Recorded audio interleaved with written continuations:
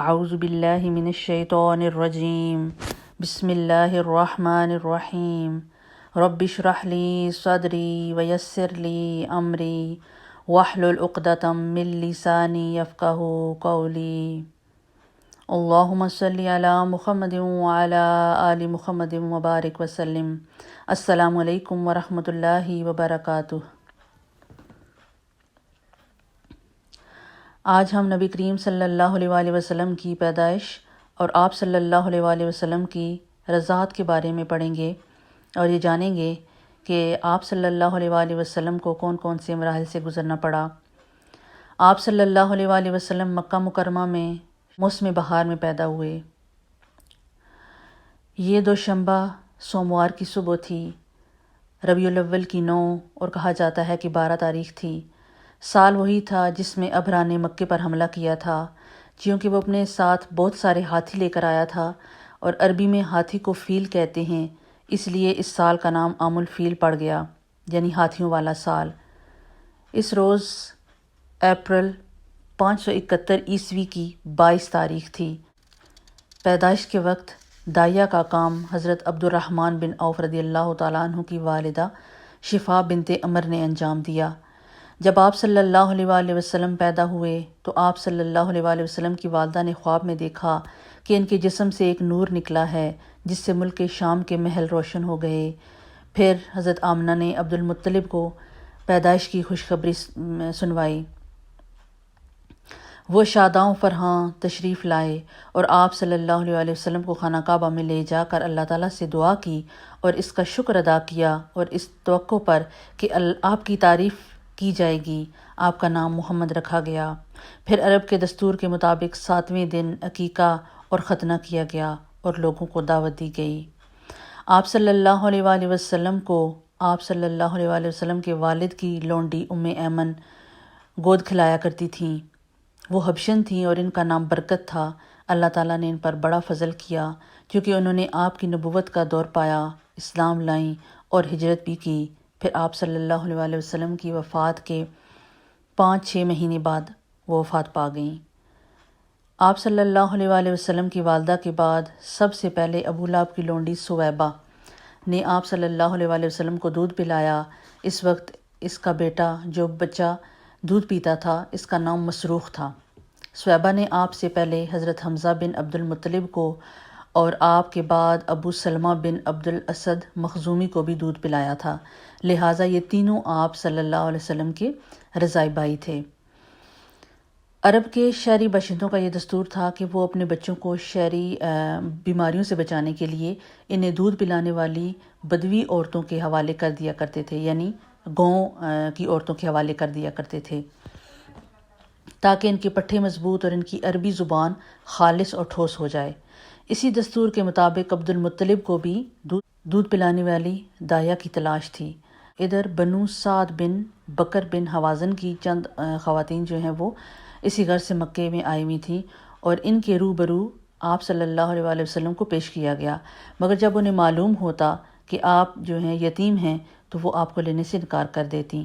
ایک خاتون جس کا نام حلیمہ بنت ابی ذؤیب تھا، ان کو کوئی بچہ نہ ملا، لہٰذا انہوں نے مجبوراً آپ صلی اللہ علیہ وآلہ وسلم کو لے لیا، مگر جب وہ لے کر چلی گئیں تو اس وقت ان پر خوش قسمتی کا ایسا دروازہ کھلا کہ دنیا حیرت زدہ ہو گئی۔ حضرت حلیمہ کے والد ابو ذؤیب کا نام عبداللہ بن حارث تھا اور آپ صلی اللہ علیہ وآلہ وسلم کے رضاعی نانا تھے۔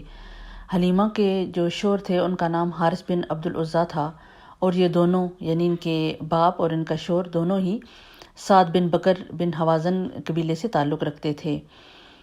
اس طرح آپ کے جو بچے تھے، حضرت حلیمہ کے جو بچے بیٹے اور بیٹیاں تھے، وہ آپ صلی اللہ علیہ وآلہ وسلم کے رضاعی بہن بھائی ہوئے اور ان کے نام جو ہیں وہ ہیں عبداللہ، انیسہ، جدامہ۔ جب تک آپ صلی اللہ علیہ وآلہ وسلم حلیمہ کے گھر موجود رہے، ان کا گھر برکتوں سے مالا مال رہا۔ حلیمہ کا بیان ہے کہ جب وہ مکے آئی تھیں تو قحط سالی کا دور تھا۔ ان کے پاس ایک گدھی تھی جو اس قدر کمزور اور دبلی تھی کہ پورے قافلے میں سب سے زیادہ سست اور مریل چال چلتی تھی۔ ایک اونٹنی بھی تھی مگر وہ ایک قطرہ دودھ نہ دیتی تھی۔ حلیمہ کا اپنا بچہ بھوک کی بے قراری سے پوری رات بلکتا اور چیختا رہتا تھا، نہ خود سوتا تھا نہ ماں باپ کو سونے دیتا تھا، مگر جب وہ آپ صلی اللہ علیہ وآلہ وسلم کو لے کر اپنے گھر پہنچی، آپ صلی اللہ علیہ وآلہ وسلم کو اپنی گود میں رکھا تو سینہ دودھ سے بھر گیا، حتیٰ کہ آپ نے شکم سیر ہو کر دودھ پیا اور آپ صلی اللہ علیہ وسلم کے ساتھ حلیمہ کے بچے نے بھی جی بھر کر دودھ پیا، پھر دونوں آرام کی نیند سو گئے۔ ادھر شور اٹھ کر اونٹنی کے پاس گیا تو کیا دیکھتا ہے کہ تھن سے دودھ ابل ابل کر باہر آ رہا ہے۔ چنانچہ اس نے اس قدر دودھ دعا کہ دونوں نے خوب آسودہ اور سیراب ہو کر پیا اور نہایت پرسکون رات گزاری۔ مکے سے واپسی کے دوران میں حضرت حلیمہ اس خستہ حال گدی پر سوار ہوئیں اور اپنے ساتھ ساتھ آپ کو بھی بٹھا لیا، مگر اب وہیں گدی اس قدر تیز چلی کہ پورے قافلے کو کاٹ کر آگے نکل گئی اور کوئی گدھا اس کا ساتھ نہ پکڑ سکا۔ حضرت حلیمہ کا وطن بنو سعد سب سے زیادہ قحط زدہ تھا، مگر اس کے باوجود مکے سے واپسی کے بعد ان کی یہ حالت ہوئی کہ جب بکریاں چر کر واپس آتیں تو ان کی کوکھ نکلی ہوئی ہوتی تھی اور تھن دودھ سے لبریز ہوتے تھے۔ میاں بیوی خوب دوتے اور پیتے، جبکہ کسی اور انسان کو دودھ کا ایک قطرہ بھی میسر نہ ہوتا۔ اسی طرح اس خاندان کو مسلسل خیر و برکت نصیب ہوتی رہی، یہاں تک کہ 2 سال گزر گئے اور مدت رضاعت پوری ہو گئی۔ چنانچہ حلیمہ سعدیہ نے آپ کا دودھ چھڑا دیا۔ اسی دوران میں آپ صلی اللہ علیہ وآلہ وسلم پختہ اور مضبوط ہو چکے تھے۔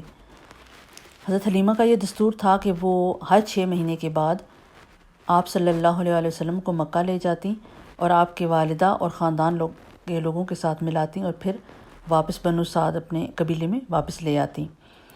جب مدت رضاعت پوری ہو گئی اور دودھ چھڑا کر آپ صلی اللہ علیہ وسلم کو آپ کی والدہ کے پاس لائیں تو اب تک جو خیر و برکت وہ دیکھ چکی تھی اس کے پیش نظر ان کی یہی خواہش تھی کہ آپ صلی اللہ علیہ وسلم مزید کچھ عرصہ ان کے پاس رہیں۔ چنانچہ انہوں نے آپ صلی اللہ علیہ وسلم کی والدہ سے کہا، کیوں نہ آپ بچے کو میرے پاس ہی رہنے دیں کہ وہ ذرا اور مضبوط ہو جائے، کیونکہ مکے کی وبا سے مجھے ڈر لگتا ہے۔ والدہ اسی پر راضی ہو گئیں اور حلیمہ آپ کو لے کر خوشی خوشی اپنے گھر واپس آ گئیں۔ اب آپ تقریباً مزید 2 برس تک وہیں رہے۔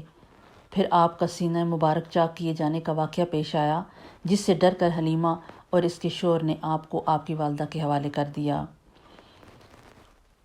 سینہ مبارک چاک کرنے کا واقعہ حضرت انس بن مالک رضی اللہ تعالیٰ عنہ بیان کرتے ہیں کہ آپ صلی اللہ علیہ وسلم بچوں کے ساتھ کھیل رہے تھے کہ جبریل علیہ السلام تشریف لائے اور آپ کو لٹا کر سینہ چاک کر دیا۔ پھر آپ صلی اللہ علیہ وسلم کا دل نکالا اور اس میں سے ایک لوتھڑا نکال کر فرمایا، یہ شیطان کا حصہ تھا جو نکال دیا گیا۔